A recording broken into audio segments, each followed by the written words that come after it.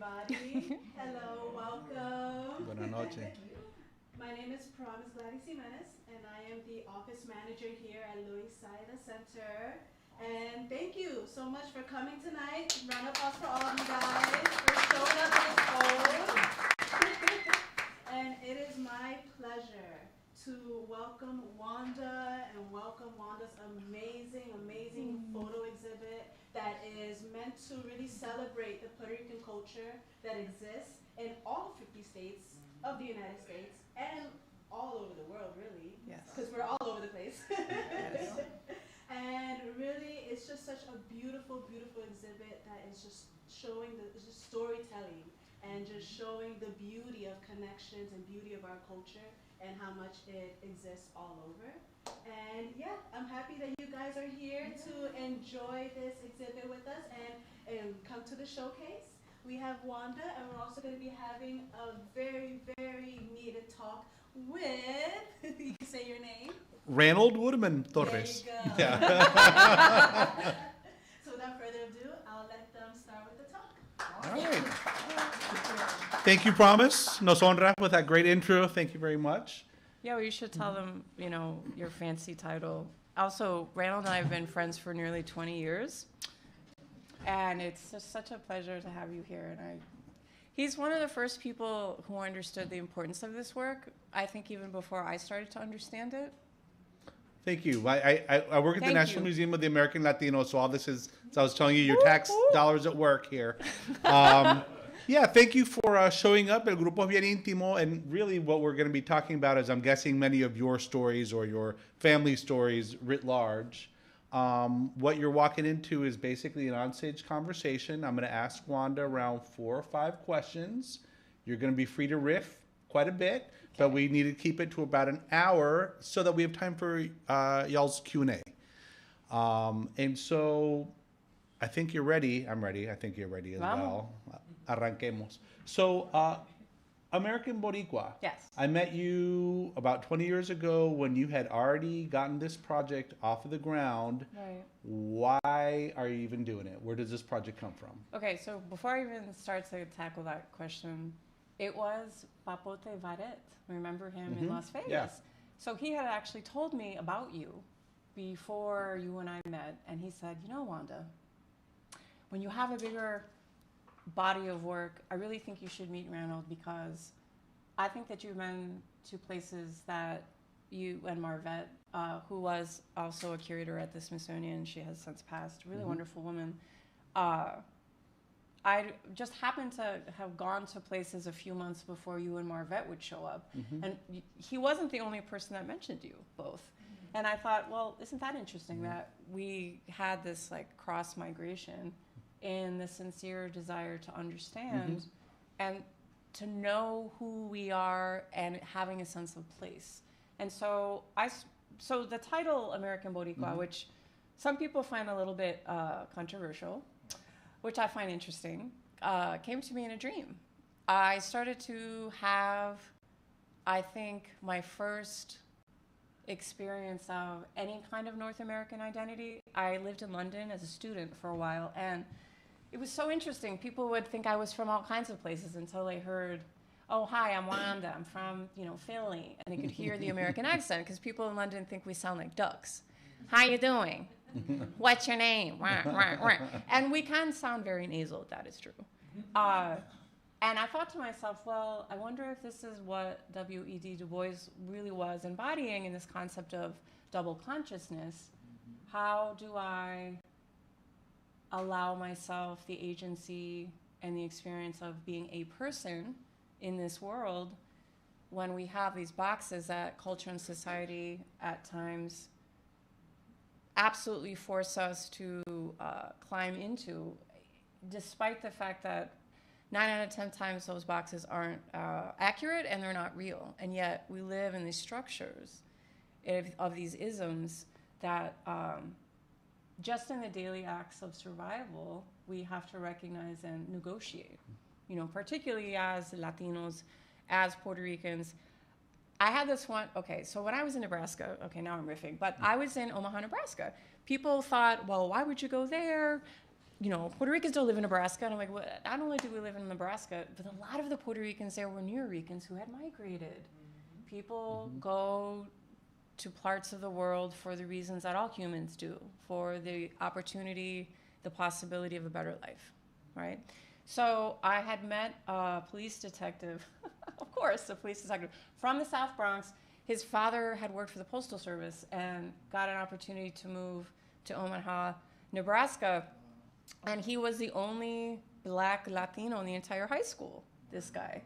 He showed up, in his puffer jacket, in his Timbs, very, very New Rican. They did not know what to do with him. And I met another woman who had gone to the university there from Puerto Rico. And that's the other thing. We're so educated as a people.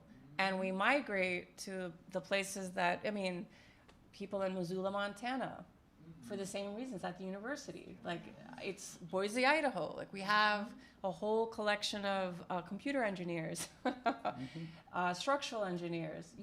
Most of the Puerto Ricans in New Orleans work for the U.S. Army Corps. And the first Puerto Rican social club in the United States is actually not in New York City, it was in New Orleans. We were there first. Those streets have Spanish names in addition to French names, but we were there first. And so when I was in Omaha and I was discussing, well, what is the strangest thing someone has ever said to you? I have a whole series of questions I ask people. But I ask everybody these questions. Like, it doesn't matter if I'm working on the book. I'll ask people, so what's the strangest thing someone has ever asked you? And this woman told me from Puerto Rico, she said, well, I was in a bar, it was salsa night. It was usually a sandwich shop, but on Tuesday nights, once a month, it turned into a salsa club, right? So, brought the disco ball down, lo todo. And she said, well, this older gentleman walked up to me, and I was like, oh, well, And she's like, oh, yeah, he was an older gringo gentleman. And he said, so, you're from Puerto Rico? And she's like, yes, sir, I am from the island of Puerto Rico, because she was always very careful to use correct geography. Well, you're not Mexican. Wrong country, same language, right? So he said, oh, I've been to Puerto Rico. And she's like, sir, are you sure that you've been there, sir? Well, I'm a truck driver. I drove on a bridge to Puerto Rico. Right. And she said, sir, it's an island. There is no bridge. Are you sure you went to Puerto Rico? And the gargantuan, Olympian, Odyssean, epic, operatic amounts of patience, right? And I knew in that moment, and she was telling me the story, that we were not alone in this experience. So this is what she ended up telling him. Sir, are you sure you didn't drive to Key West? That's the state of Florida, which was once, right. And he just kind of looked at her and, well, I know where I went. Okay. Because you can't argue with ignorant. You can't argue with ignorant, Let me reel you back a little bit for all those that might not be aware. I have so many stories. Anyway, yes. But American Boricua is your project to basically go to all 50 states and do portraits of Boricuas across the nation. So why all 50 states? Why was this so important to cover the whole nation? Right. There's so many ways I could answer that. So, okay. The first time that I had an inkling that I would do this, okay, we're about to get really spiritual. Everybody buckle up. So I was the only Puerto Rican student in my class at the Graduate School of Journalism at Columbia, okay? It wasn't that long ago. We're not that old yet. You would think instead of what it was in the 1800s instead of the 1900s. And I moved back to New York early to reacclimate myself. I went to college in the Midwest. You could count on one hand all the Puerto Ricans in my class at Oberlin. There weren't that many of us. But there was one other Wanda Ortiz. She graduated my sophomore year, and she was from Cleveland. And then I was the only Puerto Rican Wanda for like 2 years. Anyway, I got off of the train, and I had to go into the building to start filling out paperwork and just mentally and spiritually prepare myself for what I knew would be an extremely challenging time. As the only Puerto Rican in the entire class, the only other people that I saw in the building, and I knew that they were all praying for me, we would have these like funny conversations in Spanish, al lado, right? So, oh, Wanda, how are you doing this week? And it was always admin assistants, people who took care of the building, the literal infrastructure of this very real expression and reality of, life in the ivory tower. Like, there I was. So I got off the train, And it was such a strange and vivid physical and spiritual moment. I don't know how many of you have been up to the campus.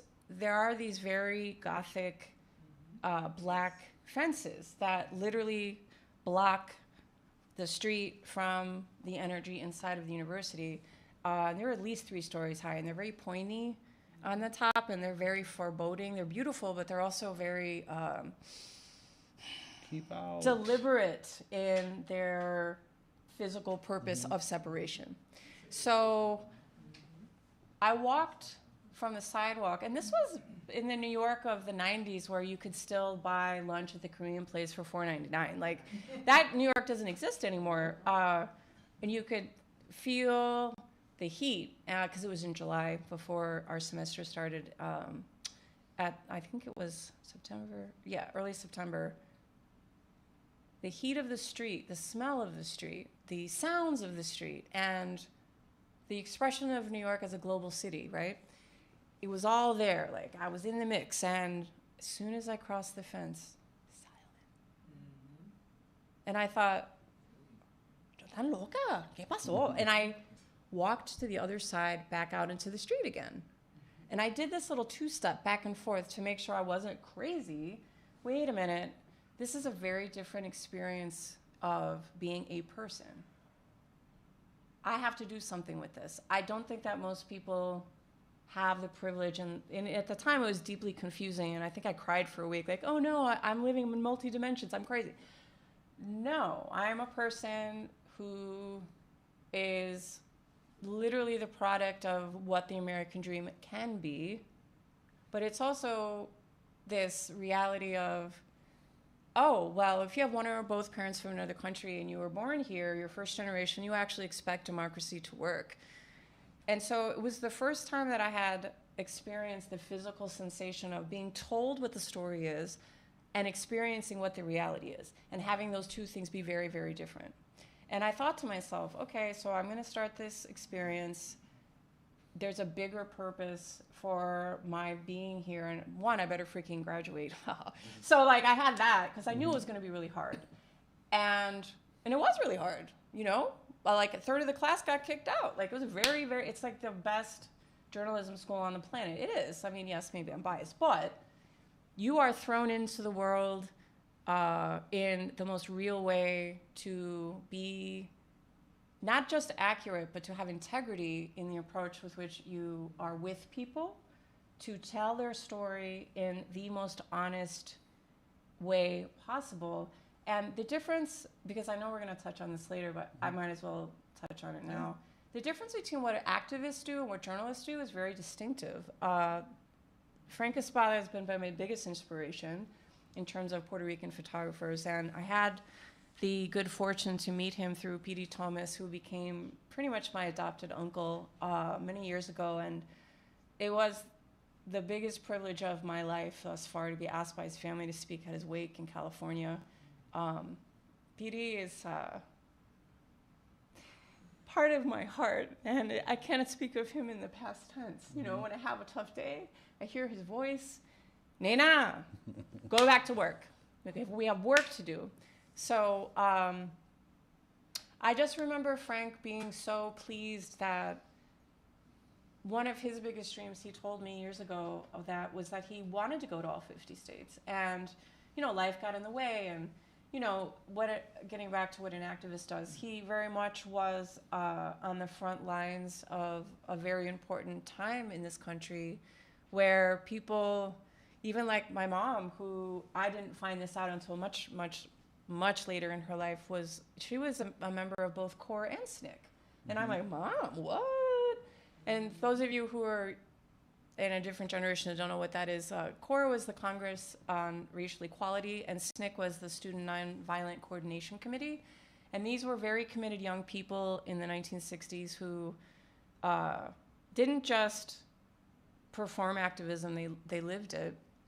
And being a journalist and being trained in the importance of putting the information that you're communicating into a historical context, I think is the biggest difference between what an activist does and what a journalist does. Like, the actions are similar, because we are recording and we are bearing witness, I'm very aware at all times, and I approached this from purely a black and white film perspective because I've been thinking about legacy from the very start. And yes, the story of Puerto Ricans in the United States and our migration patterns and our history and what we bring and continue to bring to the culture of this country is super important.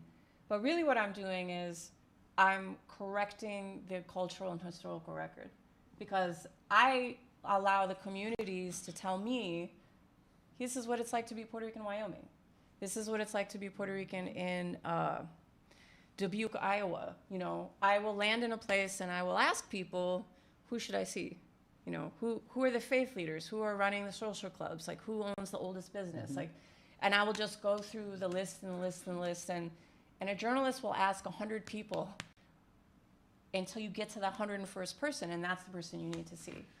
Let's go back to this moment where you are an emerging journalist, photojournalist. You are like the Sol Boricua, and you have this calling to, I don't know if it's to correct the record, expand the record, but represent Boricuas across the United States. How do you even, and you also have to work to support yourself. Right. And this is over 20 years ago. How do you even begin going about this Herculean task? Well, so in the early years of my career working for what is now hilariously called legacy media, I worked for newspapers, and I was always the first Puerto Rican in every newsroom I ever worked in. I got hired because I am bilingual. I didn't start speaking English until the second or third grade.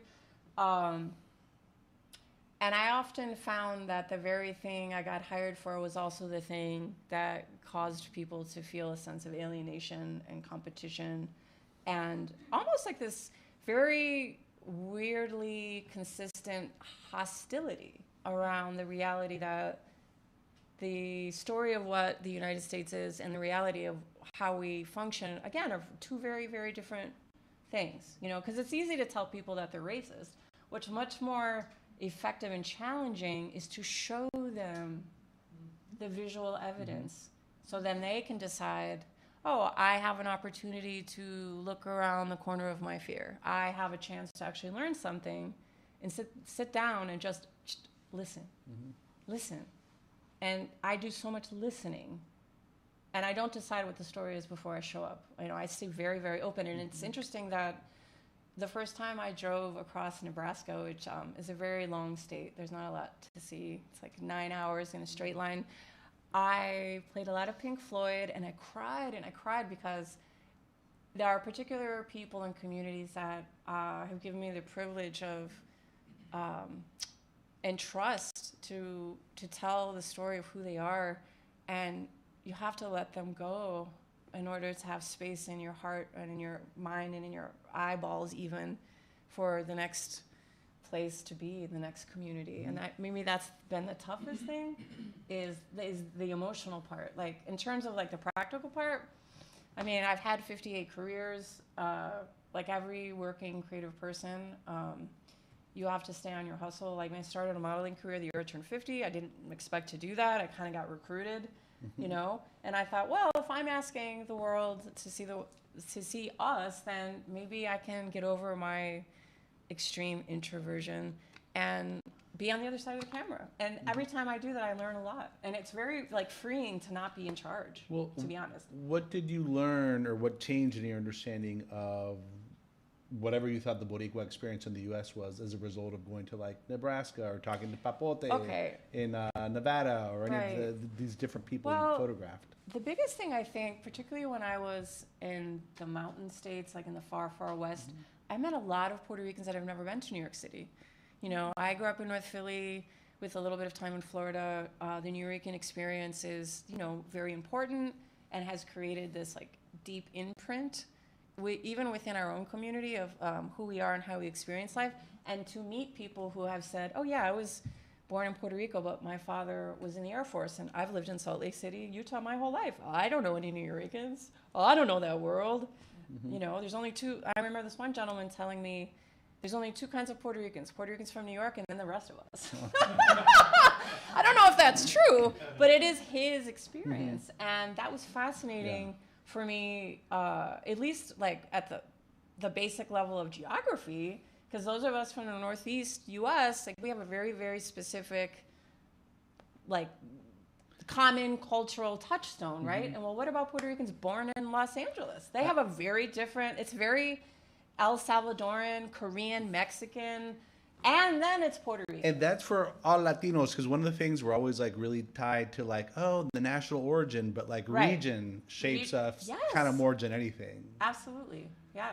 I mean, even I haven't spent a lot of, or any time yet in Hawaii, but the Hawaiian Puerto Ricans that I have met, their Spanish even is different, and it has little bits of native Hawaiian slang within the Spanish. So we call rice and bean arroz con gandules, but there it's called ganduli rice. You know, these very like specific, differences and expressions of who we are. It's beautiful.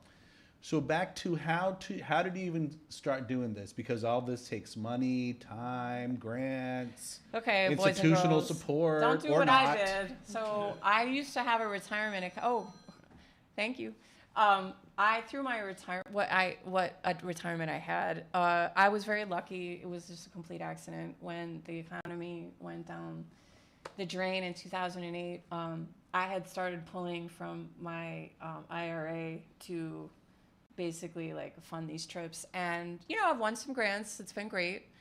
Particularly when I lived in Seattle, it was fascinating that the biggest supporters of what I was doing were all Mexican Americans whose best friends were Puerto Rican. And they were so happy, like, oh, finally somebody's doing this. Because like all of my West Coast friends, and you know, the regional differences, and sometimes, you know, the sense of like ownership and rivalry, and we're better than you, and I know we're not. We're just different. Yeah. You know, we're just different. So now that I've been doing this for long enough, thankfully collectors will buy my work. The Smithsonian is starting to collect my work, thankfully. And, you know, I apply for pretty much any grant that I think I've got a shot at winning. You know, I don't waste my time with everything, but you have to try, right? Yeah. And I guess what I want to emphasize or make clear, which is probably like pretty clear to all of you, is that it's been a long hustle for you, like blood, sweat, tears. You mentioned your own money. I lived in my photo studio in Seattle illegally for a while. I don't live there anymore, so I can say that out loud. I had a friend with a yoga studio near my commercial space, so I would just like had keys. She was a good friend. Showered there. Like I figured it out. You know, I just figured it out. And going back to that conversation of when you were like, how does your work, you know, jive with other Puerto Rican photographers, some more documentary, some more art, like Frank Espada or Sophie Rivera, who's going to have a big show, I think, in Museo del Barrio, I think in the spring, or Nadal, who is his work is very well represented, like at the Smithsonian American Art Museum. How do you view your work kind of, and like Adal is definitely sometimes more like a conceptual artist, like where do you fit your project in with the folks that have come before you or who are doing photographic documentary work right now? That's a really good question, and the easiest way to start to unpack it, because it's kind of complicated. So a lot of people don't understand what visual journalism is, right? So when I am on the road, and this was before we had online sources to print your own books on demand. Remember when we used to have to get an actual book, print out the photos, and then tape them? Like a printer. Or like the days of, you know, pre-Adobe. Like people were using X-Acto blades. Like you just constructed what you had to show. So I did that the first time, and I would just bring out the book and I would tell them, okay, so I'm a photo reporter. This is a French term. There's a photojournalism conference every year in Perpignan, France, called Vis-a-Vis, and I've only been twice because I told myself that if I was going to go back a third time, I better be showing work, because I'm like, come on, man. So I like this term because it literally explains to people, this is what I do. This is my purpose. And all those other photographers do beautiful work, but it's not journalism. So there is an expository base. There's desire to not just create beauty, but you have to tell the story as well. And with enough practice and sincerity and very, very hard work, you can tell the story in one shot. But you have to be willing to wait for when that truth reveals itself to you. A lot of conceptual photography is very self-directed. I would say, in my experience, it's almost the opposite of what I do, is that I'm with people, so it is not like an event. And I have to actually sometimes tell people to not clean their house. Like, no, don't dress up. Like, don't do anything. Or I'll show up early. You know, I'll show up early. And they're like, oh, no, we weren't ready. And I'm like, yes, you're ready. You're breathing. You're alive. Vamos. Estamos ready. Like, there's no pretense there. So it isn't so much this audience and main character energy, or I like to say sometimes colonizer extractor energy. No. It's two humans exchanging energy, being together, and being in that sense of grounded, community-oriented approach. I would say that it lends itself to the intimacy of my work. You know, it's a very sacred trust. Totally, yeah. That people afford me. Like, you know, I'm this strange woman with a camera in my hand, and then suddenly I'm hearing every single piece of bochinche in the entire, you know, and I'm like, oh, things I didn't want to know. Woo! Like things that won't be in my book. And so you're like 40 some states right now, right? Yeah. And that means at least one Puerto Rican portrait per state. Yeah, at least, yeah. Now that you're at 40 some states, what are some of the more remarkable stories that you can tell us? Like, what can we get out of like American Boricua after 40 some states? Like, what does this tell us about the state of I don't know, Boricuahood across the nation? Well, one thing I've noticed, the biggest difference I have noticed is that all these years later, I feel that I don't really have to explain why I'm doing it anymore, because in the beginning, I literally would have people say to me, like, to my face, well, why would anybody want to read about us? And I'm like, well, why wouldn't they? You know, well, I don't understand, you know, you've driven to every corner of the United States alone. Like, why would you do that? I'm like, well, why wouldn't I? I'm an adventurous lady. You know, this is a big-ass country. Like, you should have a sense of curiosity about where you live. And if you want to have a say in where we're going, because, like, you know, I'm a nerd. I obsess over the state of democracy, or lack thereof these days. So where are we going to go? You know, that is part of what a representative democracy is supposed to be. It's like, you know, one vote, one voice. So what are we saying? Like, what kind of reality do we want to create for those coming up behind us? And the other thing that's the biggest difference that I think is really quite wonderful is people have much more of a sense of acceptance of the diasporic experience. So there is no longer, you know, este lado and este lado, because I definitely have come across people who are like, oh, thank God you speak Spanish. Because if you didn't, you wouldn't really be Boricua. And I'm like, well, okay, let's talk about that. Because what about kids who are third and fourth generation? It's not their fault that they had a more like typical experience that a lot of Mexican Americans have, where they're literally told, don't speak Spanish, you'll be punished for it. And they were. Yeah. You know, they were. I mean, I remember the moment in the second grade and I got chastised for speaking Spanish in school. That was bad. Yeah. And you were in North Philly. Yeah. And I was angry, and you know, all kinds of parent-teacher conferences happen. You know, oh yeah. I have 2 more questions in my pocket before we go over to Q&A. The next one, because you mentioned P.D. Thomas earlier, and you mentioned obviously there's that remarkable portrait in the gallery right next door. You mentioned what an important person he was in your life. So tell us more about, and also you're a writer too. You're a photographer and a writer. You're a journalist. So could you talk a little bit more about writers like P.D. Thomas or even James Baldwin you mentioned? Oh, yeah. What role have writers had in terms of impacting the way you approach photography? Oh, it's such a good question. So one thing I forgot to mention many questions back when I was sharing the story of doing the 2-step with the fence uptown, I remember that era in the 90s, there was a series of really successful commercial photo books, A Day in the Life of, you know, A Day in the Life of America, A Day in the Life of Ireland, A Day in the Life of Great Britain, like A Day in the Life of Japan. But there was no day in the life of the Puerto Rican. And I remember thinking I was 21 or 2 years old, wait a minute, we live here, we've been here for how long? And there's no record. There's no record. There's no, like, I remember as a little girl seeing more Puerto Ricans on television than I ever see now. Chico and the Man, you know, Sanford and Son, when I was really little. And I'm thinking to myself, where did everybody go? There are more of us, and yet we're less visible. Right. So that was the first piece. And then with Petey, so there's a really wonderful book called Puerto Rican Writers in English. I would highly recommend it. I picked it up. I don't remember who the editor was. But all of these Puerto Rican writers contributed essays. And I read Petey's chapter, and I cried for a week because he was telling my story, you know? And it was the first time I realized, oh, wait a minute, I'm not alone in both the frustration and the deep pain and also the deep joy and possibility of what could happen if I followed the dream that is not the American dream. It's a different expression of what freedom can be, because Petey did this. So I wrote him a letter. I wrote him a letter. I'm a journalist. I figured out where he lived. Didn't stalk. It was public record.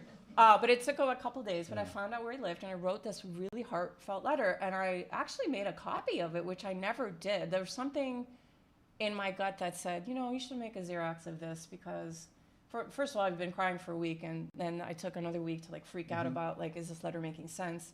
And his wife, Susie, called me like a week later. And he was living in the California Bay Area at that point. Yes, because he had left New York. He was doing a huge amount of work in the prison system out there, and with children, and teaching them poetry and writing. And he was like, she said, so Wanda, Petey would like to meet you. And I was like, what? This was a long time ago. I think this was back in 2007 or 8.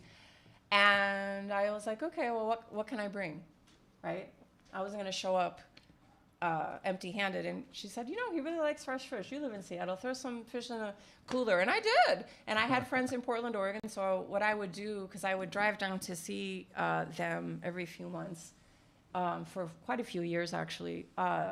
I throw fresh Copperhead River salmon in the cooler, and then I would stay with friends in Portland, Oregon, and then get up at 3 in the morning, and I'd do that straight drive from Portland to the Bay Area. It's supposed to take 14 hours. It took me about 11. But, you know, just follow the trucks and stay off the interstates. You'll be fine. And that's how that friendship, that lifelong friendship started. And he would not, he didn't let me get away with anything. He was like, oh, I know what you're doing. And I was like, he said, tell me about American Boricua. How did that happen? And I said, it came to me in a dream. I was reading your poetry, and it came to me in a dream. And I would like have these crazy, I shouldn't call them crazy, but at the time it seemed a little bit like out there. You know, the painting on the Sistine Chapel, and they're doing this, and it was like Petey going, Wanda, you can do this. Oh, you can do this. Like, you know. Yeah. And it did feel on some level that there was a continuation of that, the intensity and purity of love that you cannot explain in words, right? But I can show it. I can show it. And the whole world can see it. Are there any other writers that you want to give a shout out in terms of being important to shaping your sense of definitely photography? James Baldwin. You touched on James Baldwin. His work from a very young age, particularly during his years in Paris, really struck me as just so honest. And what was it that I had said when we were talking last week, that in particular James Baldwin's work really challenged me to question the edges of what I was seeing, because what I was seeing and what I was told in terms of being, you know, a Puerto Rican woman in the world, trying to make sense of it, wasn't at all what I was experiencing. It's like going to your first civics class in grade school, right? Like, here are equal rights, and this is what... Here's the Constitution, and here are all the things that give you all the rights as a citizen in this country, and then you get racially profiled, right? So how do we reconcile the mythology around... And it's a very seductive idea that, oh, well, we're the greatest country on earth. Or just Yay, America! Like, we're the greatest. And just that the Constitution doesn't even apply on your own homeland. Right, exactly. So it's like, well, wait a minute. We say we're a democracy, and I say this a lot, actually, when I give public talks. We say we're a democracy, but we don't behave in this way. So how do we then hold these institutions and systems responsible and come to a place where everyone can actually get free? See, that's the part about, you were asking before, like, how does somebody do this? Well, you have to be a little bit insane to believe that everyone deserves freedom, right? You have to be just a little bit out there to not talk about what freedom is, but to act on that. And the work of collective liberation, honestly, is probably the biggest and most important spiritually sustaining ideal in my approach with everything in life, not just like the work. I have so many other books that have been, you know, like little stepchildren, like waiting and waiting. And I'm like, no, I got to get this one done first. Like, this is, you know, the biggest one because it's the most important. And it's the one that speaks to my heart in the most sincere and dearest way. And this is my last question. Y luego les toca a ustedes. And that's going back to your own perspective as diasporican, American Boricua. Your family's from Salinas in Puerto Rico. You grew up in North Philly, and then in Rochester, Kodak, important part of the story. So do you want to talk about how growing up in those places kind of impacted your work and your perspective in terms of Boricua, but I'm kind of outside of like the main node in the United States, New York, and I didn't grow up on the island. How's that kind of impacted your work and allowed you to relate to Boricuas in other states? The first thing that came to me when you asked me that was I started thinking about my abuela, and she was very, very, very old school, and she was like this tall and like indígena, and she was like, "You're no gringa, español en casa, solamente en casa," and I'm like,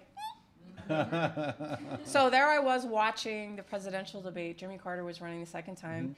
And I was the one that had to translate because there were subtitles in English, but they weren't really able. And I'm like translating, and I'm, I don't know, like 7 or 8 years old, and I'm translating, and I'm thinking to myself, wait a minute, I think this might be a really valuable life skill. Like, I live in all of these places, and yet I don't live in any of those places all at once. And a big theme that's been coming up, often people tell me, well, you're from the old place, your kids are from the new place, so where are we? We're in between.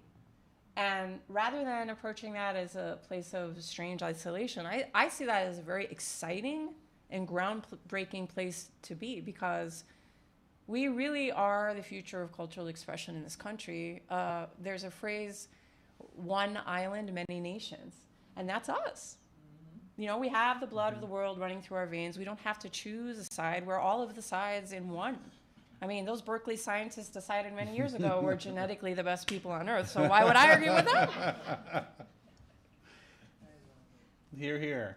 And I say that as a Venezuelan Boricua Jason, so, you know, I'll support your sense of cultural supremacy. I mean, just this hybrid this vigor. moment, It's a whole scientific like reality, hybrid Totally. vigor, right? So, yeah. You ready to take some questions from these fine folks? Estoy seguro que abundan. Yeah, let's have a conversation. Oh, yes, Ruben. So I have a question. I observed some of the photos, you know, I'm sort of getting familiar. You know, we met, what, a month ago? Yeah, that's crazy. So, but, you know, I photograph as well. And I guess my question to you is that if you've gone to so many places in the United States, as you know, there's people from many different levels in the social strata. Have you only focused in blue collar? Because as far as I know, there's some serious high-end Puerto Ricans here. And I think that in order to document that, it could be very inspirational versus just, you know, putting out there just a blank stereotype of what we are. Oh, okay. So I have photographed a bunch of famous people. The Not reason famous. I'm talking about people accomplished. Yeah, I understand what you like mean. We have a Supreme Court judge that is from Puerto Rico. Right. I'm just throwing that out there, you know, as an example. I have a letter from her sitting on my desk. Whenever I have a bad day, I stare at it and check. Yeah. And I met her through mutual friends in Boston. Okay, so one of the reasons that I have chosen to take the approach, almost like a Walt Whitman approach to the everyday like the hymn of the everyday experience, is that I want to make sure that the reflection is as inclusive as possible. And I do have those people. There just happens to not be in this particular exhibition. I just thought Yeah, I mean, I would definitely argue P.D. Thomas is like definitely, you know, a superstar, and I stand for P.D. and I tell people who've never read his work why he's so important, and such an inspiration still. I wanted to make sure that I didn't have an emphasis on and I'm not saying that you're saying this, Rubing. I'm just trying to give you some context for my approach. That we have, I think, culture in the overall culture, a little bit too much of a focus on spectacle, you know? And there are ways to show those accomplished people that I feel are a little bit more genuine. Like there's a children's surgeon, what is that, the St. Jude Hospital? It's in that Memphis. Yeah, and I haven't photographed him yet. And he's like the highest, like most skilled surgeon in what he does. Right. Well, and then also, you know, like there's an astronaut in Houston. Like it just takes time and red tape and a huge amount of security clearances. But, you know, eventually I'll get there. Okay. And they absolutely will be included. Yep. I just wanted to, Of course. you know, because I photograph people just like you do. Mm-hmm. And I'm very aware of the difference of, and I know that there's so many thousands of Puerto Ricans here doing so well that Yeah. you don't even know, because we all look alike so different. Right. And we are moving in different, you know. And we're busy living our lives. That's the thing. Like we're not on Instagram. We're busy living our lives, being amazing. Yeah. Okay. Mm-hmm. Thank you. Of course. I just want to say I appreciate you documenting the working class Puerto Ricans and everything that they do within the diaspora. And it's not necessarily Thank you. about white collars or blue collars. It's Mhm. about the nuance of the entire diaspora and Right. really that fragment, and especially in times like this where there is a lot of, let's say, categorization of Latinos. Right. So doing this and emphasizing on what our culture really is is really beautiful work. I just want to say that. Thank you. Thank you. I appreciate that so much. Yes. I mean, my father was a laborer, you know. He had an 8th grade education. My grandfather literally cut sugar cane. It's something that I like to acknowledge because this, again, is part of the possibility of what the American dream can be when it's expressed and has a sense of accessibility for everybody, you know? I'll say just thinking about your question and what you're talking about, and from an outsider as like a non-Puerto Rican who's worked on projects of like, how do we talk about Puerto Rican history to like the general public? And interesting thing. It's a challenge because it's very nuanced. Well, but also to the issue of like representation is that, for instance, like let's say, I guess you're saying like, don't forget the bougie Puerto Ricans that have been around forever, It's like not even owning. bougie. It's about people who are really accomplished and they live hidden somewhere. Yeah. They're running organizations and they're not in the Yeah. celebrity Right. realm. Yes. And nobody knows about them. I like to know about them. Well, Listen, I'm always open to suggestions. I mean, this is how I have a chance to get access to people like that, you know, is always through an introduction. I'll say something interesting from the outside representing Puerto Rican culture is that when you look, basically you have a ton of Puerto Rican artists that are pro-independence. So pro-independence ideologies are very, you can point to like 100 art pieces that are like pro-independence, pro-independence. And then you have the people that are like the artists that were employed by like the national project of like, everything that came around with like Divetko, for instance, everybody that's like whatever the status quo is right now. Interestingly, for as many pro-statehood Puerto Ricans as there are, there's like no cultural manifestation of that. So if you're looking for like that represented in art or a poster, I don't know that pro-statehood people engage that much in culture. So what happens though is a really weird distortion of a nation based on who produces art and who doesn't. Right. So Right. It's like it's often said that photojournalism is the first draft of history, but history is ultimately written by the victors. And that's what's so fascinating about living in this time is as problematic as the internet is. And don't get me started on like how upsetting it is that there are these silos of information. decided by very particular people who may not have the shared interest in collective liberation that the rest of us do. However, it makes it a little bit easier for cross-pollination to happen, you know? So you can get a little bit of a quicker sense of a place because of the internet. Because, you know, when I started this book, the internet definitely existed, but it had no hold on our lives the way that it does now. And you had to actually pull out a phone book and call people. And be willing to walk into a situation where you didn't know anybody and say, okay, I'm Wanda, I'm working on this book. Like, do you know any Puerto Ricans? And so many of our Mexican-American friends said, actually, I do, my best friend. That's how you got your first set of like 800 rolls of film, right? From Mexican-American. Yes. My mother worked for, at the time, the highest ranking Latino at Eastman Kodak. And Stefan Ramirez, you know, he loved Puerto Ricans. He was not Puerto Rican. He happened to be Mexican. And he was like, Wanda, what are you doing? And I didn't even have to write a proposal. He was like, I think this is a great idea. How much film do you want? And then boom, you know, a week later, I had all this film. I've talked to a number of you here tonight that have clearly a lot of skin in the game in terms of, like, I don't know if you want to call it like a Boricua cultural project. So there's a board member here. A ver, sigues acá. Working on stickball. Te fuiste. Okay, busy night. In any case, we'd love to hear more questions from photographers, other folks who are, you know, involved in places like Loisaida or other kind of cultural programs to keep the Boricua presence alive in New York City or in the region. That's called wait time in educational group. Warren, por favor. This question is more related to the journalism field in general. As you What's left of it. As you well know, Yeah. the standards of journalism have been somewhat diminished over the time. I was wondering, how are you able to navigate through that and keep the standards that you've been educated on and keep that standard going, given those challenges that's out there? Okay, so I'm going to start out with the thing I always say when I get a question like this, is that there are really committed and sincere human beings who practice journalism in the most honest and integrous way that they can. Now, the issue is that the consolidation of media companies, and this has been going on for the last 30 years, has made it really, really difficult to work within a framework and a system that punishes the truth.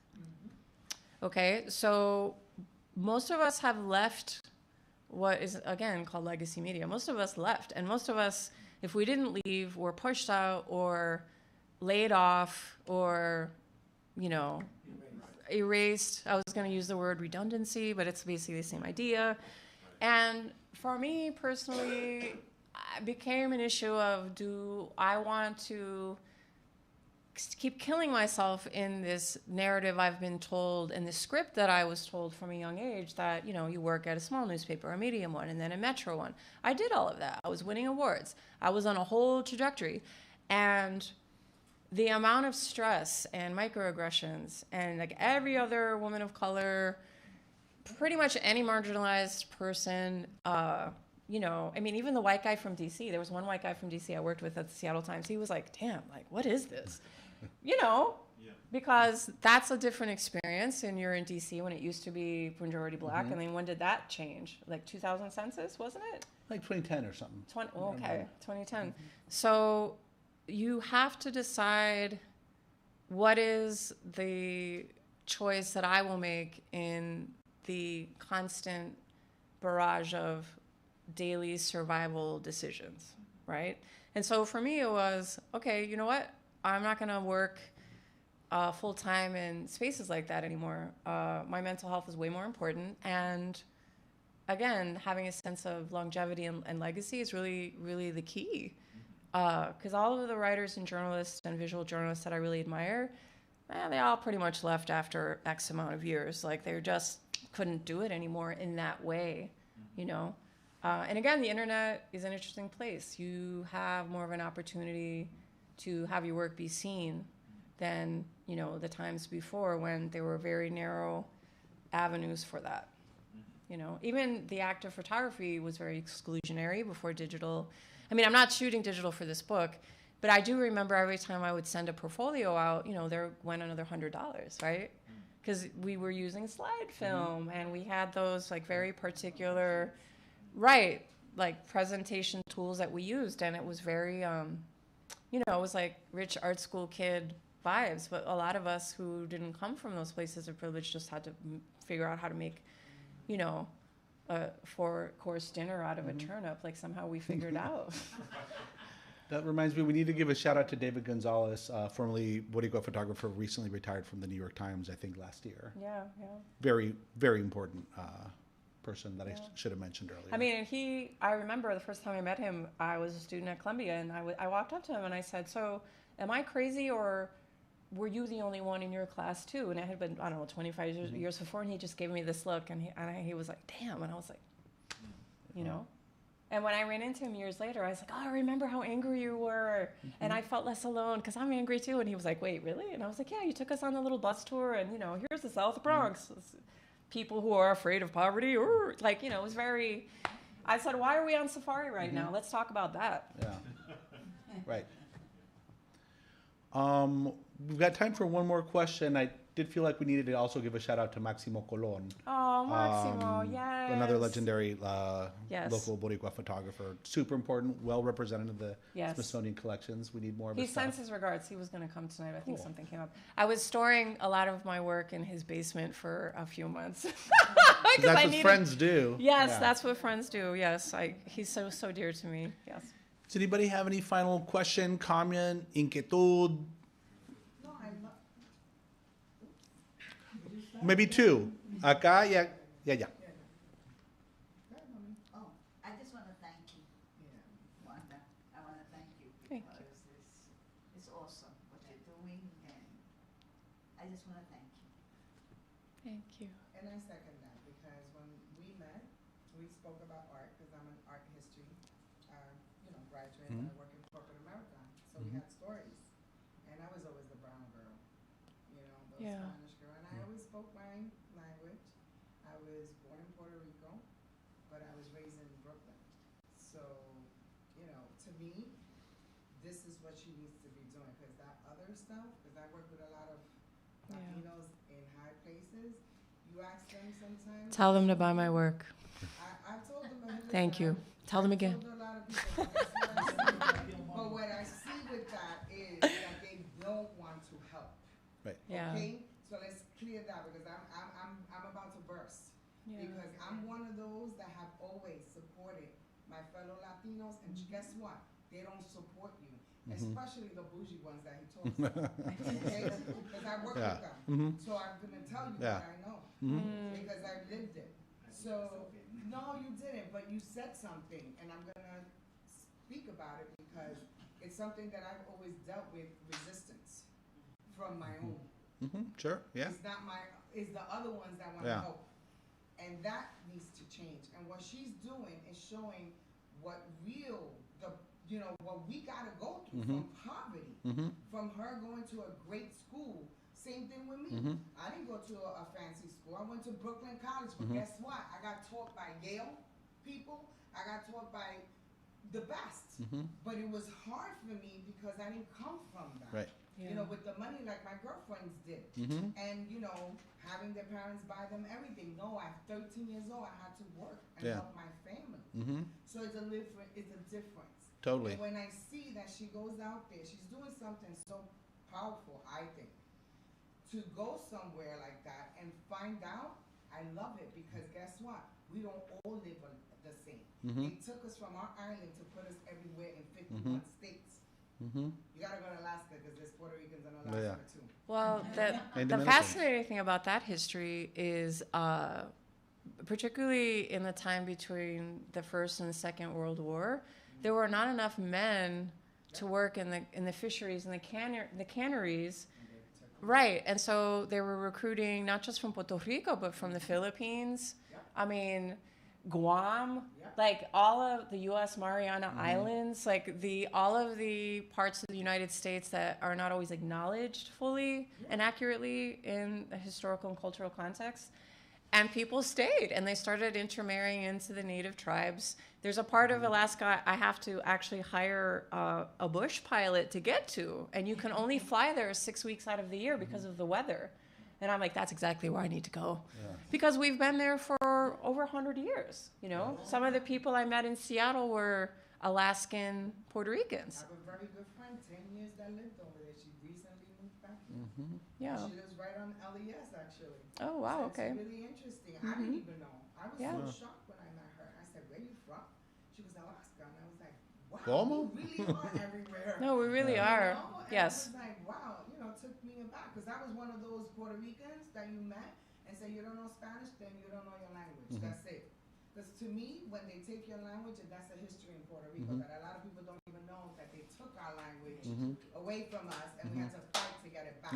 So And that... I had to educate that as well. That's actually a really big part of why I've been very deliberate in my approach to make sure that I leave my focus on the ways that we have persisted and thrived despite every obstacle.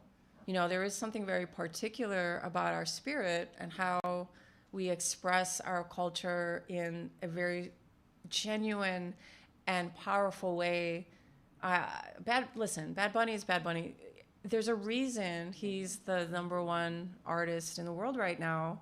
It has everything to do with the purity and strength and the reality of what that cultural expression and that history is all about, right? So it's part of my mission to make sure that, yes, we acknowledge the pain, we acknowledge all that has happened to keep us oppressed, as well as acknowledging the things and the ways that we live in spite of all of this, you see, in spite of it all. That's why we're so unique, honestly, as a people who have been colonized for a very long time. You know, coming out of that mental framework of colonization is a huge part of the work of collective liberation, and not just for Puerto Ricans, but for anyone from a part of the world. Right, you know, we expect democracy to work, and there are reasons, very specific historical and personal reasons why we all feel that way. And this is why I bring, you see, I said to my girlfriend, you gotta come to this thing, and she came. See, that's a support, and she's from Trinidad and Tobago. There you go. Yes.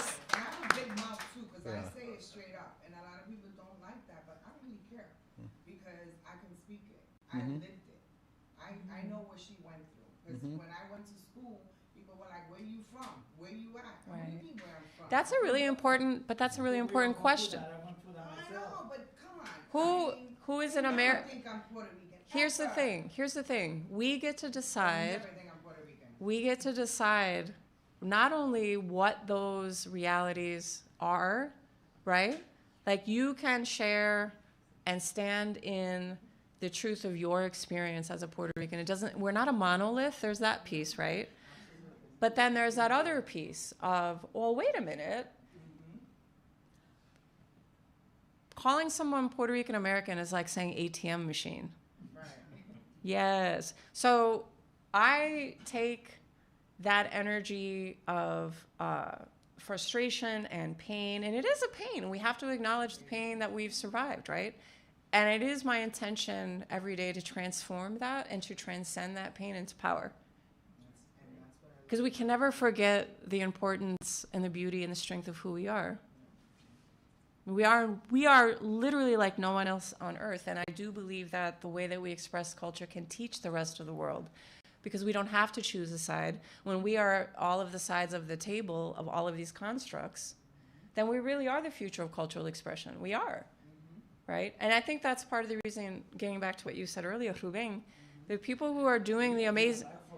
No, the people that are doing the amazing things but have no need to talk about the fact that they're doing those amazing things, that's kind of the most pure form of what Boricua spirit is, hey, I'm here, how can I be of service? I'm here, how can I be of service? I'm here, how can I be of service?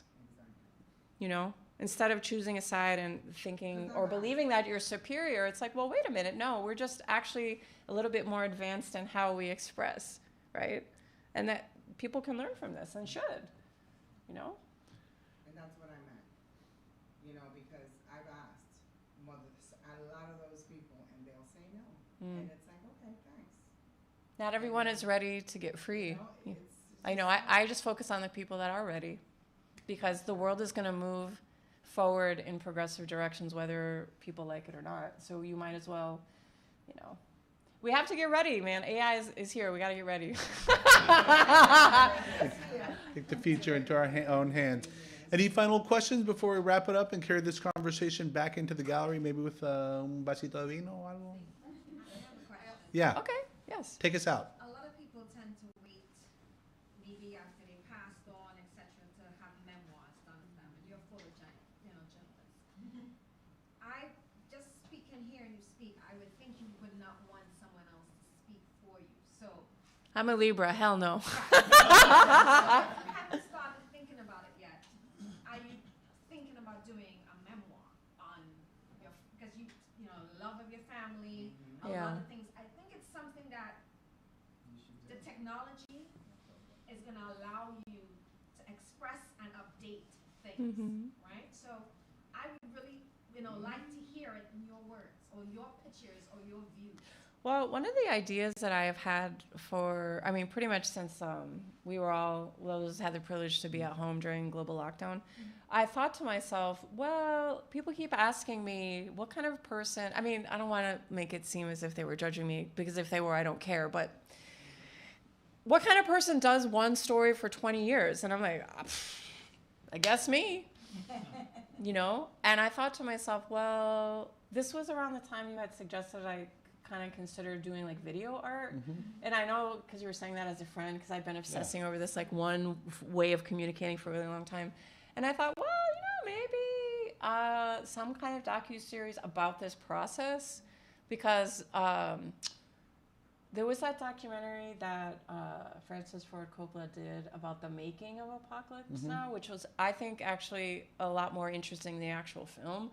So I thought, okay, well, I mean, people keep asking. Yeah.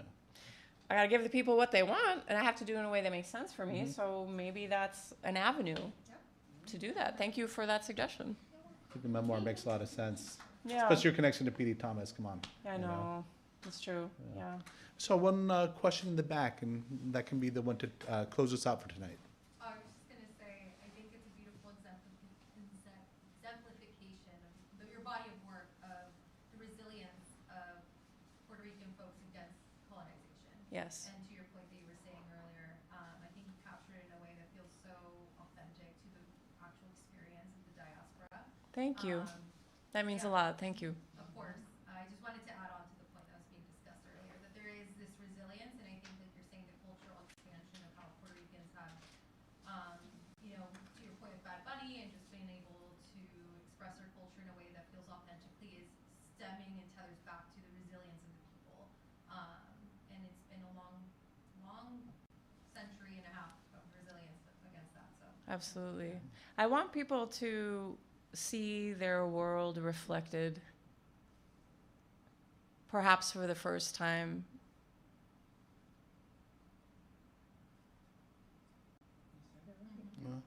Yeah. Well, thank you for sharing your story with us tonight, Juan, and your amazing images. So I'll give her a big round of applause. Millón de gracias. And taking your lead, we can all commit to supporting our local photographers or artists, Boricua, Latinos, neighborhood photographers, because folks like you need support. A todo nivel. Thank you. Thank you for coming on such a cold night. Yeah. I know, you know. Yeah. Thank you for sharing this night with us. We're tropical people. We're not supposed to live like this. Yeah. Yeah. Thank you very much. Thank you. Buenas noches. Gracias. Thank you. Oh, that was fun. That was fantastic. I didn't talk too much.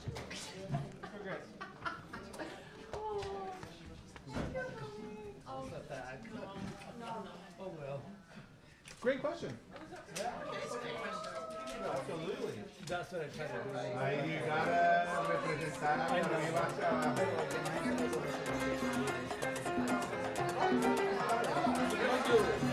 Yeah.